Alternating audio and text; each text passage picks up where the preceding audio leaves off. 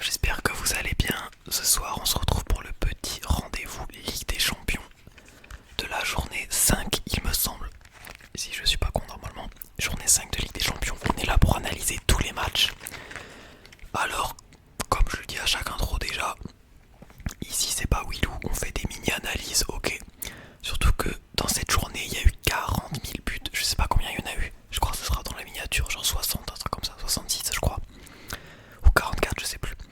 Donc voilà, cet épisode, je vais essayer qu'il dure pas trop longtemps car il est déjà un petit peu tard et j'aimerais qu'il sorte ce soir.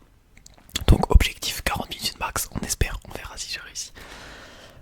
Ces vidéos me prennent beaucoup de temps à faire. Je pense que si t'as regardé les précédents épisodes, tu commences à comprendre. Donc voilà, n'hésite pas à liker, à t'abonner. À chaque fois, il y a plein de likes et de commentaires aussi. Ça me fait hyper plaisir, vraiment merci. Ça me motive beaucoup, surtout que ces temps-ci là, j'étais occupé. C'est pour ça que cette vidéo a mis un peu de temps à sortir. Voilà, désolé les gars, je m'excuse. Je m'excuse, promis. Le prochain match, j'essaie de le sortir plus tôt. Voilà, c'est bon pour l'intro. Je mets ici les petites fiches des matchs. À chaque fois, voilà, pour que vous puissiez voir quand même les noms des buteurs, tout ça, les scores. Et puis ça rend stylé pour la vidéo. Donc on est parti quoi. Pouce bleu, abonnement, partage également peut-être. Et puis petit commentaire et on va commencer. Je viens de me rendre compte que j'ai oublié de prendre de l'eau. Force à moi alors. Alors j'ai mes petites notes pour les 18 matchs je crois. Ouais, il y en a beaucoup. Alors on va commencer avec le premier match. Slovan Bratislava contre l'AC Milan. Victoire 3-2 de l'AC Milan à l'extérieur. Alors le Slovan il passe de la 36e place à la 35e place. Je pensais parce que voilà ils ont marqué 2 buts quand même pour la différence de but. Écoute, ça fait monter d'un cran, bon voilà. Et Milan qui passe de la 20e à la 16e place.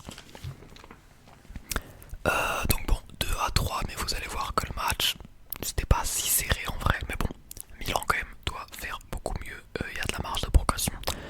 Donc déjà 14e minute dès le début du match, énorme au cas du Slovan Bratislava. Je vais juste dire Slovan, vous savez quoi. Sur un mauvais placement de la défense et une sortie de Maignan un petit peu dangereuse. Il s'est fait tripler à l'entrée de la surface, mais heureusement c'est sauvé sur la ligne par Pavlovic.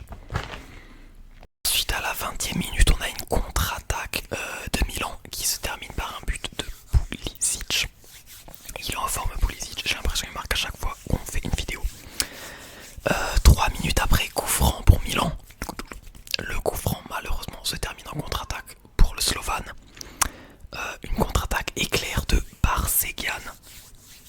Il y en a, je vais hacher, boucher, déchiqueter leur prénom, désolé, enfin leur nom de famille. Barsegian. Donc 1-1. La mi-temps du coup 1-1. En seconde période, 60e minute, but de Leao sur une superbe passe de Fofana. Et ils font le break 3 minutes après grâce à Abraham. Voilà, Milan mène 3-1. Mais malheureusement, en fin de match, ils se prennent un petit but suite à une longue relance du Slovan qui se termine par un boulet de canon de Marcelli en pleine lucarne. Donc voilà, 3-2. Certes, AC Milan ont concédé pas mal d'occasions. Ils ont pas vraiment maîtrisé le match. Mais ça reste une victoire, voilà. Voilà, bon, comme je vous le dis, de toute façon, j'ai pas vu le match. J'ai pas vraiment pu analyser la physionomie. Donc bon, voilà. On enchaîne avec Sparta Prague qui se prennent un 6-0 par l'Atlético à domicile. Donc le Sparta qui passe de la 26e à la 28e place et l'Atlético qui fait un bond énorme grâce à ce score, ce gros score. Il passe de la 23e place à la 15e place, ça fait plaisir. Donc bon, on va survoler un petit peu, on va parler des buts vite fait. Le premier but coup franc direct de Alvarez à la 15e minute, 37e minute. On a Vindal qui sort une superbe parade, c'est le gardien du Sparta pour ceux qui ne savent pas, qui sort une superbe parade sur Sorloth. Donc voilà, il permet à son équipe un peu de rester dans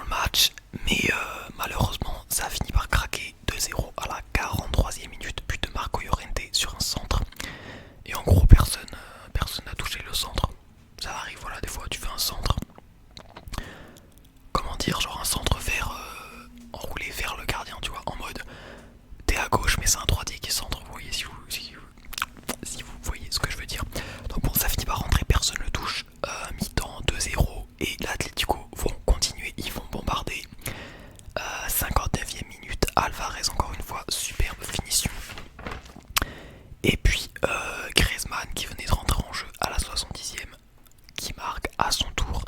Et enfin, oh non pas enfin pardon, il y en a eu deux autres. On a Henrel Correa à la 85e et à la 89e également Henrel Correa. Donc voilà, bon bah 6-0, ils ont éclaté, ils les ont éclatés quoi, voilà. Voilà, ils ont totalement lâché l'affaire en seconde période, le Sparta. On enchaîne avec le premier match un petit peu intéressant de la journée, Manchester City contre Feyenoord, 3-3.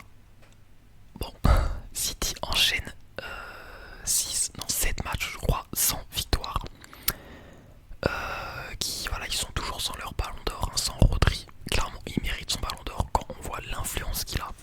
Enfin, l'impact, quoi, l'importance. Manchester City qui décroche de 7 places à cause de ce nul. Il passe de la 10e à la 17e place. Et Feyenoord qui reste à la 21e place. Bon. Alors, au début du match, on a Haaland qui commence fort le match avec un gros tir, mais un gros arrêt du gardien de Feyenoord. Ensuite, on a, il faudra attendre la fin de la première mi-temps à la 40e minute pour que Haaland obtienne un penalty. Donc à la 40e minute, penalty pour Manchester City et Haaland met son quatrième but je crois en Ligue des Champions. Donc voilà, première période serrée, ils font un score 1-0 à la mi-temps. L'objectif là, c'est de renouer avec la victoire, tout ça. Bon, ils commencent à se rassurer, objectif plier le match. Vous allez voir que ça va tourner un petit peu n'importe comment. Donc, comme je vous l'ai dit, voilà, ils partent sur des très bonnes bases en seconde mi-temps. 49e minute, but de Gundogan, superbe reprise de volée qui est dévié par un joueur de Feyenoord. Et à la 52e minute, le 5e but d'Haaland en Ligue des Champions. Voilà, City a l'air de enfin sortir de sa mauvaise phase. Et bah non, vous allez voir. 67e, on a Kevin De Bruyne qui rentre à la place de Gundogan. Et Pep, il fait également tourner, tu vois. Il se dit c'est bon, on a le match, tranquille. Il reste 30 minutes, on fait tourner, donc il fait rentrer des mecs inconnus. Makati et Simpson poussés, un truc comme ça. Est-ce que c'est ça qui a renversé le match? Je sais pas. Bah un peu, j'ai envie de dire quoi. Quand t'enlèves de l'expérience, c'est sûr que bon voilà. Mais bon, vous allez voir que c'est pas vraiment eux qui ont fait les erreurs, parce que c'est Gvardiol avec une passe en retrait cataclysmique. La passe finit dans les pieds d'un homme en forme. Hajd Moussa, 4 matchs, enfin 4 buts en 4 matchs pour lui. Dans ses 4 derniers matchs, il a mis 4 buts. Donc voilà, en soi c'est Gvardiol qui commence à lancer la revanche des Feyenoord. Ils vont marquer un second but à la 81e minute avec Lotomba qui reçoit un centre au second poteau. Il tire, sauf que en gros il tire, ça fait poteau. Mais le ballon, il passe derrière Ederson, vous voyez. Genre il fait poteau, mais genre comme ça. Genre vraiment il longe la ligne du gardien, il passe derrière Ederson et ça atterrit dans les pieds de qui? De Jiménez. Donc voilà, le but il est un petit peu... Quand tu vois ça tu te dis bon, ils sont maudits. On comprend pourquoi Guardiola, je pense qu'il y en a qui ont vu les matchs. Il termine le match avec des cicatrices sur la tête, on dirait qu'il s'est scarifié. Et du coup Feyenoord pousse, ils poussent et obtiennent l'égalisation à la 88e minute. Reprise de Feyenoord au milieu de terrain. Longue passe dans la profondeur, la défense est totalement désorganisée et Ederson il sort. Mais pas Ciao je crois. Le dribble avec la tête, genre il reçoit le ballon dans la profondeur, hop, il touche le ballon avec la tête, ça dribble. Et il fait un petit centre pour David Anko, le défenseur central qui termine l'action. Donc quand tu vois que c'est un défenseur central qui vient marquer sur une contre-attaque et tout, il est là dans la surface. Ils étaient vraiment motivés à aller chercher ce point, ils y croyaient. Donc voilà, ça fait 3-3 pour Feyenoord. Il reste 5 minutes de temps additionnel. Manchester City tente le tout pour vraiment pour aller chercher cette victoire, ces 3 points tout simplement. On a Grealish qui fait un poteau à la toute fin, mais malheureusement Guardiola, bah voilà, il finit avec le crâne, le crâne totalement arraché. Bon, 1 point, c'est déjà ça, 3-3. Mais ça fait chier de mener 3-0 et de prendre 3-3 quoi. Le downfall de Manchester City, bon, est-ce que ça dérange quelqu'un? Je ne pense pas. Et d'ailleurs, ils ont encore perdu ce week-end face à Liverpool 2-0. On va en parler de Liverpool, ils font très peur. On enchaîne avec le Barça qui met un petit 3-0 à Brest. Bon, on s'y attendait, rien de choquant, ils sont à domicile en plus. Donc le Barça qui passe de la 6ème à la 3ème place et Brest ça fait mal de la 4ème à la 11ème place. Mais bon, on va pas commencer à être en mode Brest, il faut qu'il soit dans le top 8 et tout. Si déjà il se qualifie, faut pas faire les écrits les gars, c'est déjà bien. Donc défaite logique de Brest qui était toujours invaincu jusqu'à ce match. Le Barça jouait sans Yamal, mais ils ont pu compter sur un Lewandowski en forme et un Dani Olmo aussi en forme. Lewandowski qui est venu chercher son 100ème but en Ligue des Champions et même son 101ème but. Bon, quand je pense qu'il y a des gens qui sont en train de comparer Lewandowski à Benzema, calma les gars, calma, Lewandowski est le GOAT. Bon, après à la limite tu compares avec Benzema, pourquoi pas, mais dites-vous qu'il y a des gens qui comparent Lewandowski à Suarez. Suarez qui a marqué 27 buts en Ligue des Champions dans sa carrière quand même. Il y a des gens qui pensent que Luis Suarez bouffe Lewandowski. Il faut aller consulter les gars. Bon bah voilà, Brest qui dispute sûrement son plus grand match, hein, je pense, de son histoire. Peut-être il y a des matchs il y a 40 ans qui étaient plus gros. N'hésitez pas à me le dire, hein. Bien sûr je suis pas du tout Brest. Bon, pour parler du match, on a penalty. Faute de Bizot sur Lewandowski. Donc Bizot c'est le gardien. Bizot. Donc Lewandowski penalty. Il vient chercher son 100ème but. Seuls CR7 et Messi sont devant lui. Voilà, il y a des gens qui pensent que Neymar est le 3ème plus grand joueur de cette génération, alors que Neuer et Lewandowski existent. Petite balle perdue encore. Je lis mes notes les gars, c'est pas moi qui ai écrit les notes. Je lis juste ce qui est écrit sur la feuille. C'est moi qui ai écrit les notes. 39ème minute, énorme barrade de Bizot sur une tête de Fermin Lopez qui empêche le break. Ils sont motivés à aller chercher au moins le match nul, hein. Ils rentrent à la mi-temps avec seul un but d'écart. Certes le Barça domine mais Brest peut toujours espérer. Encore un arrêt à la 60e minute de Bizot et le sauvetage sur la ligne de Chardonnay juste après. Malheureusement à la 65e minute Olmo vient claquer un superbe but entre les jambes du gardien. Bon voilà, le match, voilà, c'est trop compliqué pour Brest. C'est trop compliqué, il y a trop de qualité avec le ballon et tout du côté du Barça, c'est normal. Mais tout de même, ils vont réussir à marquer Brest à la 75e minute, malheureusement hors jeu. La spéciale anti-flic, j'ai envie de dire. Et à la fin du match, Lewandowski qui boucle avec son 101 but, 101ème but, je sais pas comment dire en fait. Donc pour parler un peu de stats, le deuxième c'est Messi à 129 et le premier CR7 à 141 buts. Mais Lewandowski a le meilleur ratio de buts par match. Je meurs de soif donc coupure. C'est bon, j'ai pu ramener un petit gobelet, boire un coup. On va enchaîner avec Bayern PSG. Donc voilà, vous le savez, moi je supporte le Bayern, je pense que la plupart commencent à le savoir.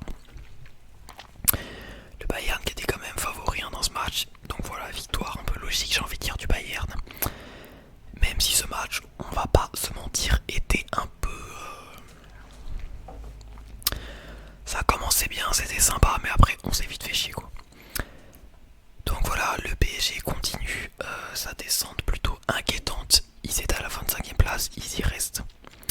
Et le Bayern qui commence un peu à remonter, hein. Ils étaient à la 17e place, ils viennent chercher la 13e place, bientôt le top 8. Luis Enrique avait opté pour jouer en 4-4-2 pour vraiment mettre la pression au Bayern, monter sur le gardien, forcer Neuer à faire des longues relances. Bon, ça a forcé Neuer à faire des longues relances, Neuer a fait des longues relances, il a réussi la plupart de ses relances donc. Mais à quelques moments quand même, ce pressing du PSG faisait mal et au début du match franchement, j'avais les chocottes un peu quoi. Le PSG jouait, voilà, ils essayaient quoi. Ça se voyait, ils se donnaient à fond. Bon après, dans l'ensemble, le Bayern était pourri, un Kane invisible, Sané nul à chier, Goretzka nul à chier et Moussiala, bon, il était pas à son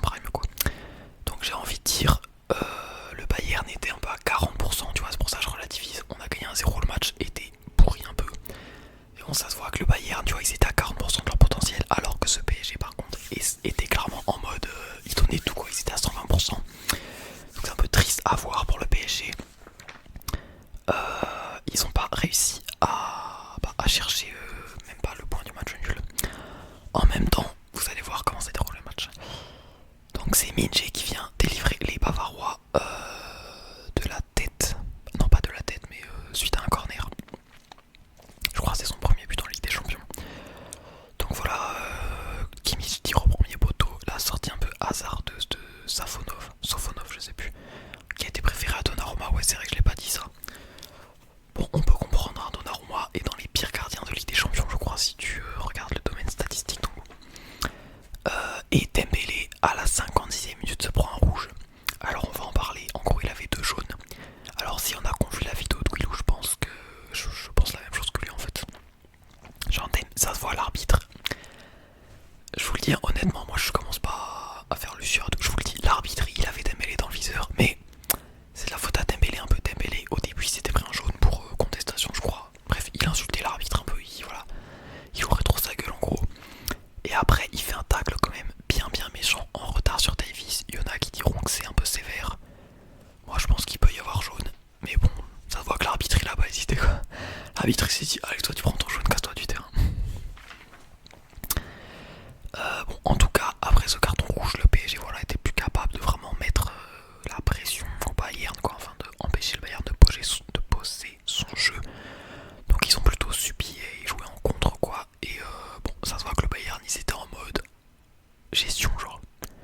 Après, ils ont plus rien foutu presque. Après le carton rouge de Dembélé, c'était le PSG qui avait les plus grosses occasions, genre vraiment. Je sais pas si les joueurs étaient en mode.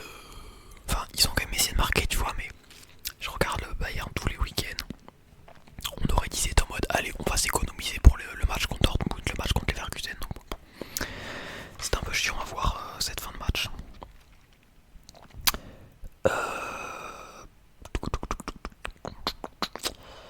On a Gonzalo Ramos qui est rentré d'ailleurs. Il est de retour, je sais pas s'il a pu être titularisé ce week-end dans le match du PSG. Est-ce que c'est ça qui va leur permettre de remonter la pente, on verra. Bon mais voilà, sinon autre stat un petit peu importante, stylé, Manuel Neuer a plus de dribbles dans le match que Barcola et Dembélé combinés. Faites ce que vous voulez de cette information. Là, dans ce match, on avait un Neuer qui réalisait un peu le fantasme de Guardiola, pour ceux qui savent.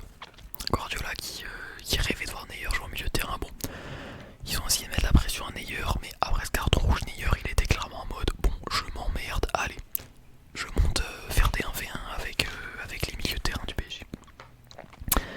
Donc voilà, 1-0. On va enchaîner avec Inter Leipzig. Bon, je suis désolé l'Inter les gars.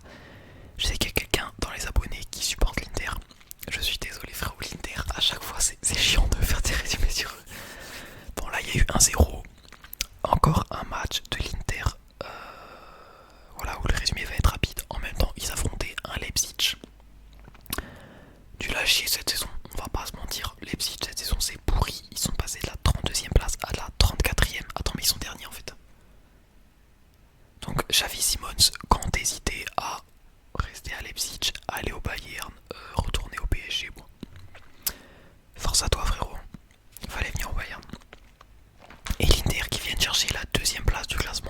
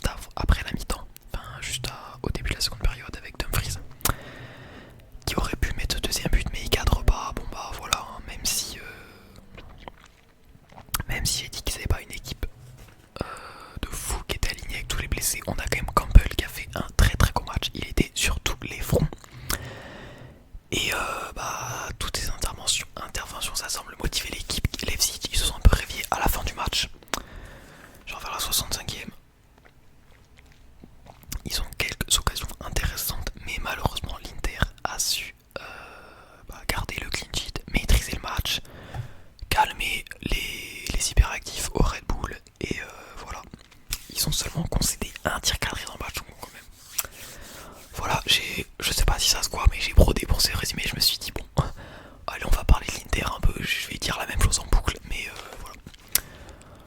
Ceux qui font,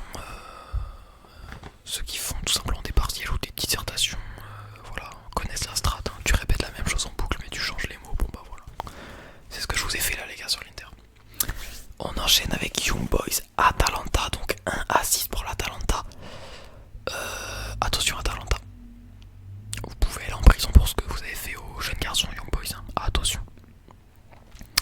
Donc l'Atalanta atomise les Young Boys et se glisse dans le top 8. Il passe de la 9ème place à la 5ème place. Tandis que Young Boys passe de la 34ème à la 36ème. Ah non pardon, Leipzig c'était pas dernier, j'ai confondu. Enfin j'ai oublié que c'était 36 et pas 34. Bon bah on avait Lookman qui était sur le banc. Ça commence vite avec Retegui sur une passe D de Decathlon. Donc Retegui en feu, hein, le meilleur buteur de Serie A il me semble, si je dis pas de conneries. Young Boy réagissent très très vite à la 11ème minute avec un but de Mboussi. Mais après ça c'est open bar. Decathlon qui marque, donc un but, une passe D. Ensuite un but de Kolasinac sur une passe D de Decathlon. Ensuite Retegui doublé sur une passe D de Decathlon. Donc là on arrive à la mi-temps, Decathlon il a mis un but et 3 passes D. Ok frérot. Et seconde période, on a un but de Decathlon et un autre but à la fin du match de Samardzic. Donc sur 6 buts, Decathlon a mis 3 assists et 2 buts. Bon, je sais pas, il s'est réveillé, voilà. Il avait envie de meurtre tout simplement, donc voilà. Pour ce petit résumé, on va passer à Leverkusen Salzbourg, et là c'est pareil, hein. Bon bah 5-0, on va pas parler pendant 10 000 ans, Leverkusen ont mis 400 000 buts, ils passent de la 13ème à la 6ème place, donc voilà, ils remontent tranquillement. C'est vrai qu'on en parle moins cette saison de Leverkusen, mais ils sont quand même 6ème. Et Salzbourg, bon bah voilà, comme leur confrère de Leipzig, c'est bien en bas du tableau ça, voilà. Avec la bouse, ils passent de la 30ème à la 32ème. Donc retour dans le top 8 pour Leverkusen qui fait le job avec un Wirtz, une nouvelle fois homme du match, je crois, si je dis pas de bêtises, qu'il a été homme du match 4 fois sur les 5 matchs de Ligue des Champions. Donc voilà, j'ai hâte que Thomas Müller prenne sa retraite et que Gnabry et Sané dégagent en Chine ou en MLS pour qu'on ramène le Krakito. Ça va être illégal de voir ce qu'il va faire avec Moussiala sur le terrain. J'ai trop hâte, allez. Bon, résumé du match, 5ème minute, main, penalty pour Wirtz. Pleine lucarne, voilà, ils sont pas là pour perdre leur temps. Ça enchaîne avec Grimaldo sur coup franc direct. Ce mec est trop fort, Grimaldo sur coup franc, c'est abusé. Je me souviens quand il en avait mis un face au Bayern, c'était sauvage. Ensuite 30ème minute, Wirtz qui se balade dans la surface, finition petit filet. Bon, vraiment quand je vois ça et que je pense à ce que Moussiala peut faire, vraiment quand je pense que ça va être trop beau en fait. Ça va être trop beau pour être diffusé à la télé, ça va être trop méchant pour passer sur Canal Plus sur l'année prochaine si on fait Wirtz, le Bayern. Bon bah voilà, et après le match en seconde période, 2 buts, un de Chic à la 61ème et un de Alex Garcia à la 72ème minute. Bon bah voilà, 5-0, ils ont pas été en danger. Voilà. Attention cette saison à Leverkusen, hein, comme je l'ai dit en intro. On enchaîne avec encore une fois un match avec des buts à n'en plus finir les gars, je n'en peux plus. C'est pour ça que je vous ai dit cette vidéo, je vais essayer de la faire courte parce qu'il y a trop de buts en fait. 5-1 pour Arsenal face au Sporting. Donc voilà le Sporting, petite clim. Depuis qu'il n'y a pas Amorim. Vous allez voir, je vais en parler. Donc Sporting qui passe de la 2ème à la 10ème place, ça fait mal, hein. En même temps ils se sont pris un -4 de différence de but. Et Arsenal qui viennent dans le top 8, ils passent de la 12ème à la 7ème place, donc Sporting première défaite. Et 0 but pour Gyökeres. Les gars, Gyökeres n'a pas marqué, il y a un glitch là, qu'est-ce qui s'est passé? Odegaard, je crois qu'il était de retour de blessure. Enfin là il était titulaire mais je crois qu'il était blessé avant. Donc voilà, qu'est-ce que ça va donner Est-ce que c'était des faux espoirs qui nous donnaient? Qu'est-ce qui va se passer? J'adore le prochain match. Donc 6ème minute, Martinelli ouvre le score.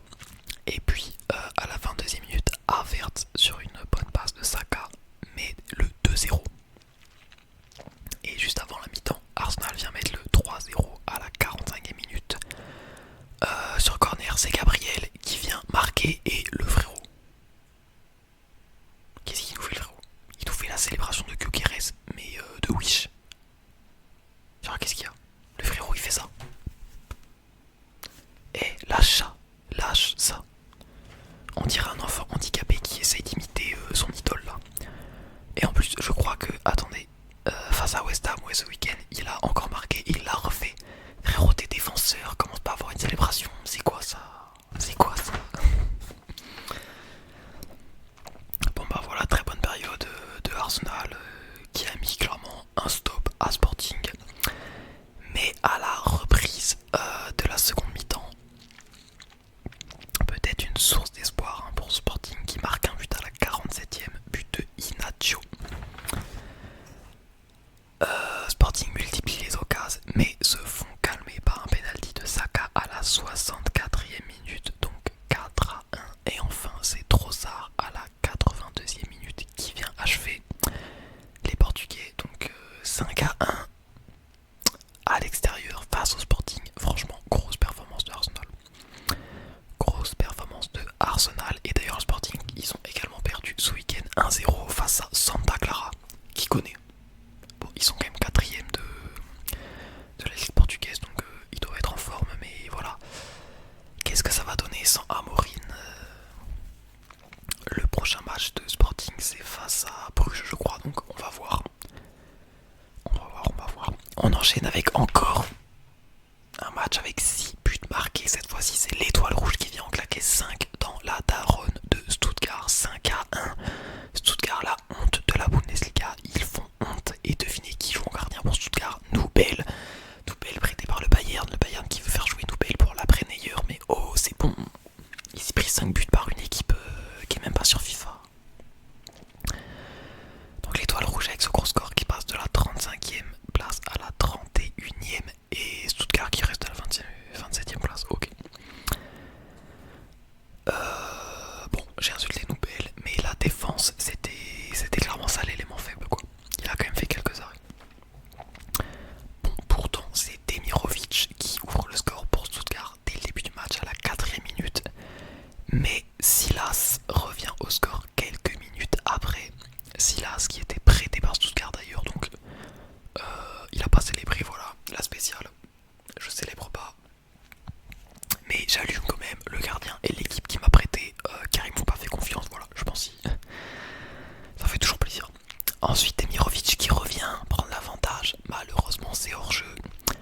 31ème minute, ensuite on a Krunic qui marque, la défense de Stuttgart totalement, voilà, ça cafouille. Gros cafouillage dans la défense, mais l'action était quand même super bien construite et voilà, on n'avait pas l'habitude de voir ça de la part de l'Étoile Rouge. Prochaine feuille. Donc voilà, c'est peut-être la première fois qu'on voit l'Étoile Rouge produire du jeu comme ça. Stuttgart était clairement désorienté. 51ème minute, donc en seconde période, reprise, grosse occasion de Silas. Ils veulent la victoire, clairement. Ils veulent arracher la victoire. Et c'est Ivanic qui fait le break à la 65e minute. Il venait de rentrer. Il est décisif. Coaching gagnant. Stuttgart doivent prendre des risques. Du coup, en fin de match, ils s'exposent beaucoup. Et ça crée beaucoup de contre dangereux pour l'Étoile Rouge. Durant ces 30 dernières minutes. Avec voilà Radonjic, je crois, qui marque 68e minute. Et c'est lui qui mettra également le 5ème à la toute fin, à la 88e minute sur contre-attaque également. Donc voilà, deuxième but pour lui cette saison. L'ancien de Marseille, il me semble. Donc voilà, Stuttgart, ils se sont fait coup, la honte de la Bundesliga. On enchaîne avec un match tranquille, un match, tout le monde s'en fout. Personne n'a allumé la télé pour regarder regardez ce match. Sturm Graz qui gagne 1-0 chez eux à domicile face à Girona. Donc voilà, deux équipes qui étaient dans la partie des abîmes du classement. Bon bah voilà, il y a eu 1-0, but de Mika Piret à la 58e minute. Bon, pour parler un petit peu du match, à la 28e minute, on a un énorme raté de Evan Martins pour Girone. Le gardien était à l'autre bout des cages, le ballon lui arrive dans les pieds, il tire. Vraiment, les cages sont ouverts, il tire, mais c'est la spéciale. Le ballon, il part direct en haut, donc c'est pas cadré. Ça aurait pu changer le match. Donc voilà, 0-0 à la mi-temps, et puis on reprend. Girona met un autre but, enfin non, j'ai dit mais un autre but comme si l'autre il avait marqué. Donc ils mettent un but, mais hors jeu cette fois-ci, donc pas double clim. Et juste derrière, triple clim, il y a le but de Sturm Graz. Donc voilà, première victoire en Ligue des Champions pour Sturm Graz. C'est tout ce que j'ai à dire. On enchaîne avec Aston Villa Juve, donc 0-0. Aston Villa qui passe de la 8ème à la 9ème place. Et la Juve, oui aïe aïe, ça fait mal. 11ème place et maintenant 19ème. Alors un match qui sur le papier s'annonce sympa avec deux beaux effectifs, deux projets intéressants, avec de l'ambiance. Bon, il y a eu 0-0, voilà quoi.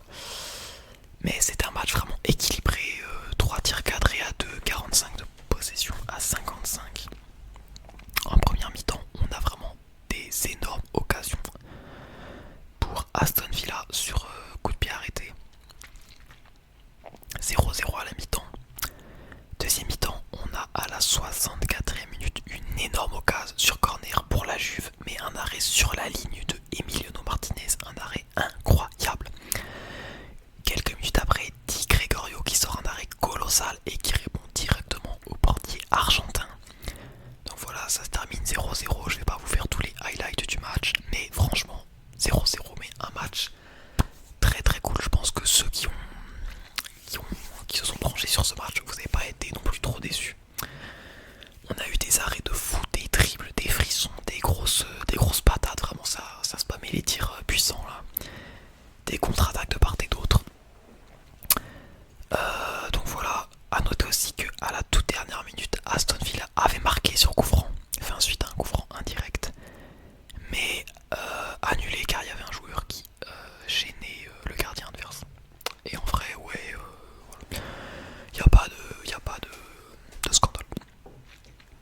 On enchaîne avec un club français, Monaco, qui perd 2-3 face à Benfica. Bon, Monaco qui passe de la 3ème place à la 8ème place. Un match frustrant, clairement. Mais Monaco est toujours dans le top 8, donc bon, on va pas non plus en faire tout un scandale. Benfica qui, eux, monte tranquillement en passant de la 19ème à la 14ème place. Alors c'est également la première défaite pour Monaco en Ligue des Champions. Une défaite évitable, j'ai envie de dire. Ceux qui ont vu le match, vous allez comprendre. Enfin, ceux qui ont vu le match comprennent pourquoi je dis ça. Et les autres, je vais vous expliquer. Alors déjà, on a Monaco qui ouvre le score à la 13e minute. Ben Seguir sur un travail énorme de Golovin. Ensuite, à la 37e minute, on a un arrêt décisif du gardien de Monaco suite à une perte de balle sur un tir de Di Maria. Donc toujours 1-0.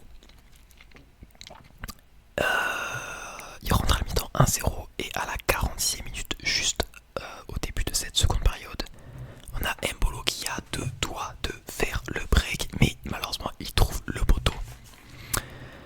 Là ça va, il y a beaucoup de choses qui vont se passer. Ensuite, une minute après, contre-attaque de Benfica, double erreur de Monaco et Pavlidis qui marque le but, donc 1-1. Ensuite, une minute après, Agliouche qui répond directement sur une passe D incroyable de Embolo. But de 1-1, mais malheureusement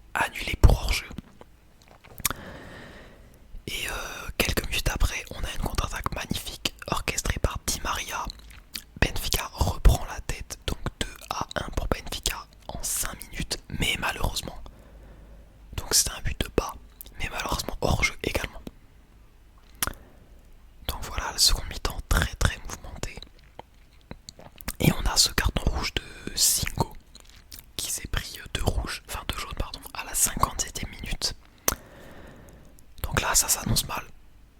Il y a 1-1, tu viens de te prendre un rouge, ça s'annonce mal. Mais on a Monaco qui viennent marquer, qui viennent prendre l'avantage à 10 contre 11 à la 66 minutes avec un but de Magassa.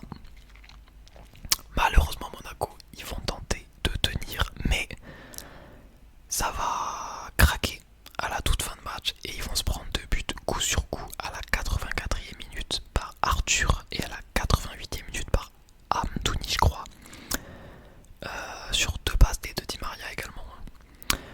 Donc le match Di Maria incroyable honnêtement, les galettes, ils mettaient des petits centres, c'était des galettes chèvre miel délicieux dans la surface, vraiment gros match de sa part. Mais il faut parler de quelque chose, je pense que ceux qui supportent Monaco, vous allez être en mode l'arbitrage, faut qu'on en parle. J'ai vu une vidéo sur Twitter, une compile de l'arbitrage du match les gars. Je pense qu'on peut parler d'un scandale, franchement on peut dire le S-word. Déjà Otamendi, je rappelle Otamendi, 18 fautes dans le match, non même 46 fautes dans le match, il s'est pas pris un seul carton jaune. Alors qu'il a fait des fautes grossières, des bousculades, des trucs. Frérot, à force de prendre jaune, zéro carton jaune. Ensuite, à un moment, on a Carreras qui fait un tacle totalement en retard, hyper dangereux. Les crampons directement sur le tibia de je sais plus qui. Le frérot se prend juste un jaune. Alors que quand tu revois l'action, bon, ce genre de truc, tu mets un rouge, ça choque personne. Genre, je suis désolé, normalement, un tacle dangereux comme ça qui peut péter la jambe, il y a moyen que ce soit rouge. Donc voilà, il s'est seulement pris un jaune. Pardon, je change de feuille. Ensuite, le premier carton jaune de Singo. Attends, pardon. Je sais pas si c'est Singo ou Singa. J'arrive même pas à me relire. À chaque fois, j'oublie. Son premier carton jaune aussi, c'est abusé. Genre, il y a une faute, un tacle en retard sur Camara. L'arbitre il siffle du coup. Et t'as Singo qui vient direct voir l'arbitre, tu vois. En mode, il vient dire, ouais, je mets ton jaune, tu vois. L'arbitre direct, il voit arriver, il lui sort le jaune dans la gueule en mode comme ça, gratos. Je pense que l'arbitre est raciste. Bref, on parlera pas de ça tout de suite. Bon, alors évidemment, il y a la règle maintenant pour ceux qui savent pas dans le foot. Qu'il n'y a que le capitaine qui peut venir contester, enfin, qui peut venir tchatcher avec l'arbitre sur ce genre de décision. Donc voilà, ok, l'arbitre peut mettre un jaune. Mais je vous dis, c'était vraiment hyper rapide, genre. On a également à un moment sur le but de Monaco qui est annulé. Quand l'arbitre, il attend la décision de la VAR, pendant qu'il attend, le frérot, il regarde comme ça, Di Maria, ou je sais pas, il regarde comme ça. Il lui sourit, il lui fait des clins d'œil et tout. Je pense qu'il y a quelqu'un qui a son rib à l'arbitre, clairement. Donc voilà. Je pense que ceux qui supportent Monaco, peut-être dans les commentaires, si vous dites-moi ce que vous en pensez, mais en tout cas sur Twitter j'ai vu cette vidéo et dans les commentaires les gens étaient salés. On enchaîne avec un autre match avec plein de buts. PSV Shakhtar 3-2. Le PSV qui vient chercher la 18e place du classement, tandis que non, en fait le Shakhtar également prennent deux places, ils passent de la 28e à la 26e. Donc c'était un match important pour les places qualificatives. On a Shakhtar qui ouvre le score contre le cours du jeu un petit peu. Et ensuite ils enchaînent à la 37e minute pour faire le break grâce à Zoutkov, malgré la domination du PSV. Donc deuxième mi-temps, Shakhtar mène 2-0. Mérité. Le PSV honnêtement, là en seconde mi-temps, ils vont vraiment se donner à fond. Ils tentent tout. On a Pépi qui rentre. Voilà, très bon élément offensif cette saison pour le PSV. Et ce qui va un petit peu renverser ce match, c'est le carton rouge pour Pedro Henrique à la 68e minute. Un tacle très dangereux en plein sur la cheville. Donc carton rouge direct, carton rouge mérité, j'ai envie de le dire. Voilà.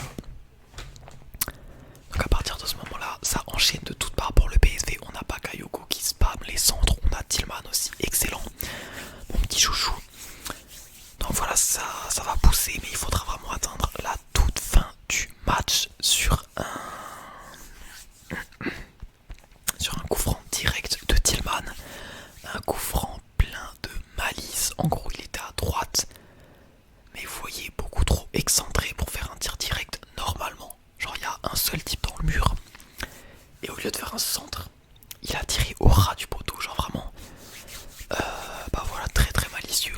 Et puis c'est Tillman aussi qui va venir égaliser avec une frappe énorme. La frappe, le chicken, le KFC, la frappe. Hors de la surface, vraiment énorme, bombasso. Tillman, les gars, le Bayern, il faut activer la clause de rachat, ramenez-le. Il y a Goretzka au club alors que Tillman est prêté. Enfin, est prêté, a été acheté. C'est bon, ramenez-le. Et le PSV vont pas se contenter de ce match nul puisqu'ils vont réussir à la dernière minute à venir chercher les 3 points grâce à Pépi qui délivre l'équipe et enflamme le stade. Donc voilà, 3-2 pour le PSV. On enchaîne avec Liverpool, Real Madrid. Liverpool qui s'assoit un peu plus dans son fauteuil de leader de ce nouveau format de Ligue des Champions. Il reste premier. Et le Real, eux, viennent s'enfoncer à la dernière place des places qualificatives, donc à la 24e place. Donc Liverpool, ils continuent leur incroyable saison. Je pense que c'est le meilleur club du monde actuellement. J'ai pas peur de le dire honnêtement. Bon, les petits trucs qu'on peut dire, on avait Arda Güler qui était titularisé en l'absence de Vini et Rodrigo. Bon bah le Real s'est fait foudroyer, hein, voilà, ils avaient 37% de possession. Ils sont... Voilà. Franchement ceux qui ont vu le match, voilà,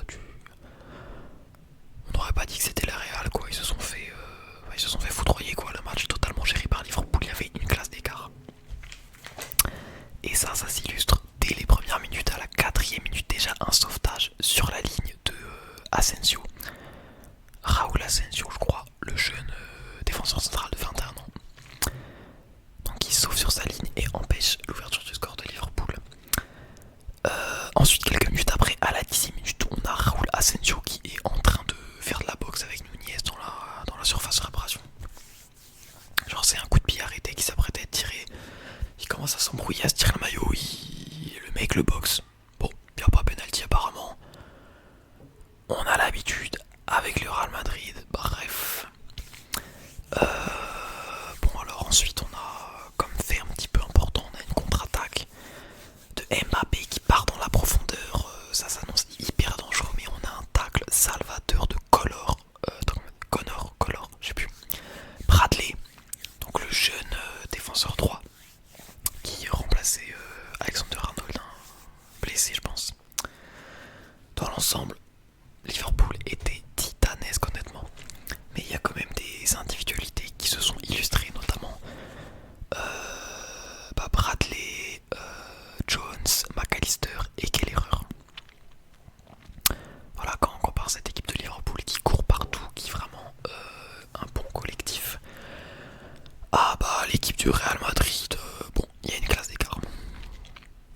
Donc à la mi-temps il y avait 0-0, mais on sent que Liverpool est vraiment à deux doigts de battre un peu leur ennemi de toujours. Ça fait 8 matchs sans victoire face au Real Madrid, dont cette défaite. Donc bon, ils avaient cette envie de revanche, je pense. Et c'est McAllister qui vient lancer les festivités avec un but à la 52e minute. Malheureusement, la clim. Penalty. Robertson qui fait une faute sur Lucas Vazquez. Mais Mbappé, quelle erreur de Mbappé qui tire. Bon, est-ce qu'il tire mal? Oui, sûrement. Mais surtout, quel arrêt de quelle erreur. Vous avez compris la blague, il s'appelle quelle erreur, voilà. Quel arrêt de quelle erreur sur ce penalty.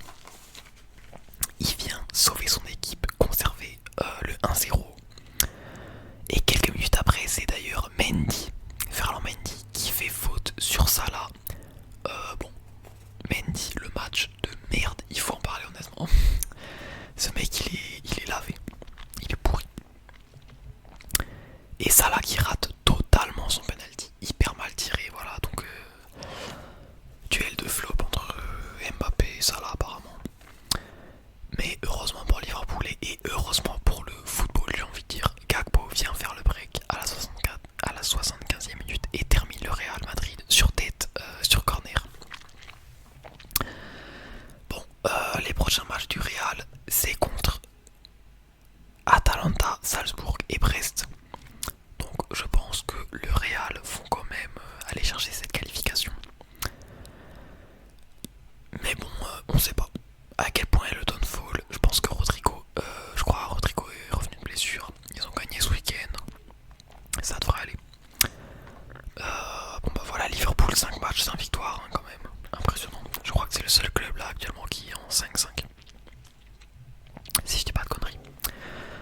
enchaîne avec les derniers matchs. La vidéo fait hyper longtemps, j'ai mal à la tête, j'ai mal à la gorge. Celtic Bruges 1-1, un résultat qui laisse les deux équipes dans les qualifs. On a Bruges qui domine le début de match et ouvre le score suite à un CSC. En gros, le défenseur de Celtic n'avait pas vu que son gardien était vraiment pas vraiment dans les cages. Il fait une passe en retrait et CSC. Donc 1-0 pour Bruges qui honnêtement domine le match. Ils auraient pu presque en marquer un autre. Malheureusement pour eux, en seconde période, Maeda vient calmer l'équipe avec un peu un exploit individuel, une grosse frappe enroulée après un crochet magnifique pour se remettre dans le sens du jeu. Et ça fait 1-1. Bon, malheureusement Bruges ils avaient marqué à la 68e, mais c'était hors jeu. Donc 1-1. Bruges a très très bien joué honnêtement. Alors que Celtic à domicile cette saison, je crois que c'est très très chaud quand même. Voilà, malheureusement un exploit individuel, bon voilà ça arrive ce genre de match, tu t'arrives pas à creuser l'avantage, il y a un mec en face qui te lâche un truc, tu comprends pas, bon, du match nul. Ça va, ça arrange un peu tout le monde, ça arrange personne, bon voilà, ça aurait pu être bien. On enchaîne avec Bologne contre Lille. Bon, Bologne toujours aussi pourri, même s'il y a au moins une petite nouvelle dans ce match, vous allez voir. Et bonne nouvelle pour Lille, qui vient chercher la 12e place du classement. Déjà bien sûr, toujours 0 victoire pour Bologne. Un match qui s'est joué vraiment en l'espace de quelques minutes un petit peu. Avant toute chose, on a Dalinga qui marque, mais c'est hors jeu, malheureusement pour Bologne. Donc toujours pas de but en Ligue des Champions pour eux, ils étaient à 0. Ensuite on a Lille qui ouvre le score juste avant la fin de la première mi-temps grâce à Mouko. Malheureusement Bologne va égaliser en début de seconde période à la 62e minute grâce à Lukumi, ou Lusumi, je ne sais pas. On dirait un nom de fromage, Lukumi, bref. Mais Lille se reprend très rapidement et à la 66e minute c'est Mouko qui vient mettre le doublé. Voilà, premier but en Ligue des Champions pour Bologne, mais toujours pas de victoire et Lille qui continue. On enchaîne avec le dernier match, Zagreb, Dortmund, 3-0 pour Dortmund. Bon, j'ai pas grand chose à dire, ils ont fait le taf, ils ont géré le match. Dortmund, je les ai trash talk, mais ils sont quand même 4ème de cette Ligue des Champions actuellement. Et Zagreb qui viennent pointer à la 23e place. Donc voilà, victoire propre, claire et nette, 3-0 à Zagreb. On a d'abord le crack Baino Gittens qui vient marquer son 4ème but juste avant la mi-temps, à la 41e minute. Ensuite on a Ben Sebaini qui fait le break en seconde période suite à un corner de la tête. Et en fin de match Kirasi qui vient mettre le 3-0. Voilà, 3-0, c'est propre. Alors, voilà, c'est fini pour cet épisode. Vraiment les gars, là je me sens pas bien. J'ai trop mal au crâne, j'ai trop mal à la gorge. Je vous le dis, cet épisode il était dur à faire et à sortir, mais normalement il va sortir ce soir, là il est pas trop tard. Dans cet épisode vous avez vu qu'il n'y a pas eu d'intro sponsorisé déjà aussi. Pour Foot 24, bon là du coup je dis le nom du site et tout, mais voilà c'est pas grave. Parce que actuellement j'attends toujours mes maillots et tout, ça fait hyper longtemps qu'ils doivent m'envoyer des maillots, mais les colis ils arrivent pas et tout, je passe des problèmes avec la douane et tout, même ça prend du temps. Donc voilà, et également il n'y a pas eu la partie flop, top, tout ça parce que voilà là j'avoue je suis exténué. Mais promis, je reviens en forme pour le prochain épisode. Donc le prochain match c'est quand? C'est le 10 décembre je crois. Je reviens en forme et j'essaierai de vous sortir un épisode beaucoup plus quali. Donc voilà, j'espère que c'était pas trop bâclé pour aujourd'hui. J'espère que vous allez toujours me soutenir. Et moi je vous souhaite une bonne nuit. Et je souhaite également un bonne nuit spécial à Yanis, le producteur de la chaîne. Il a pris la souscription Platypus Addict. Donc il a le droit à un bonne nuit spécial dédicacé. Voilà, bonne nuit Yanis, bonne nuit Yanis, bonne nuit Yanis. Fervent supporter du Bayern également comme moi, ça fait plaisir. Si toi aussi tu veux nous soutenir, tu peux, voilà, tu peux aller voir l'onglet souscription, prendre un petit abonnement à 1,99 ou alors à 4,99. 4,99 du coup c'est le rang Platypus Addict